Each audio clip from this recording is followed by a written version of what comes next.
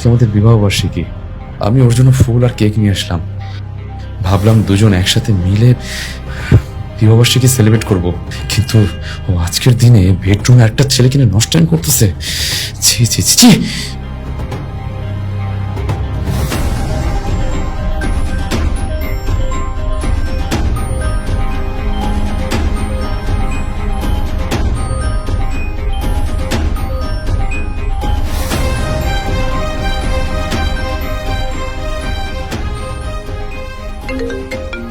এই, আমার ফোন আসছে, আমার হাজবেন্ড কল দিয়েছে।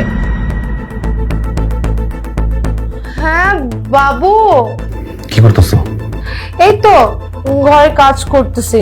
তুমি তো জানো ঘরের মধ্যে অনেক কাজ পড়ে থাকে, সব কাজ তো আমার একা হাতে করতে হয়। তুমি তো আর আমার জন্য দুইটা দাসী রাখো, আচ্ছা আমার সাথে কাজ করবে। আচ্ছা তুমি আমাকে কিসের জন্য কল করেছো সেটাই বলো। আচ্ছা শোনো না, আমি না তোমাকে সারপ্রাইজ দেওয়ার জন্য চলে আসছি। আমি জাস্ট নিচেই আছি, আমার 1 মিনিট লাগবে উপর আসতে। তুমি জাস্ট ওয়েট করো, আমি আসতেছি।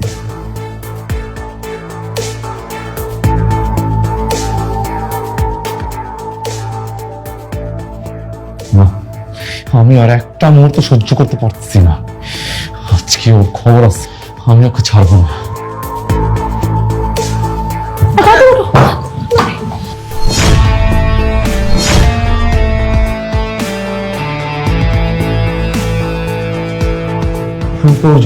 শুধু তোর জন্য আমার সমস্ত প্ল্যানটা মাটি হয়ে গেল।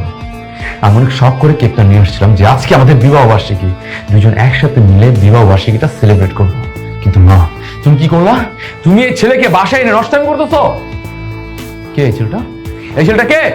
ভাইয়া, আপনি আমাকে এইভাবে কেক মুখে মারলেন কেন? আমি তোর গুড ফ্রেন্ড না, আমি কালকে কানাডা থেকে এসেছি।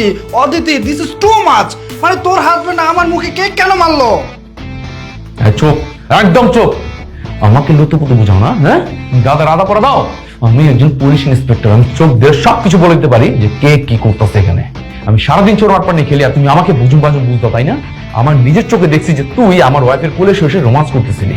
কি সমস্যা কি তোমার? হ্যাঁ, আমি থাকা অবস্থায় আমার অবর্তমানে আরেকটা ছেলেকে বাসায় এনে তুমি নষ্টামি করো, তোমাকে লজ্জা করে না? তোমাকে একটা ভাবো নাই যে আমি তোমার স্বামী, তোমার সংসার আছে, স্বামী আছে, তারপর কি হয়ে পেলা তুমি একটা ছেলের সাথে নষ্টামি করতে?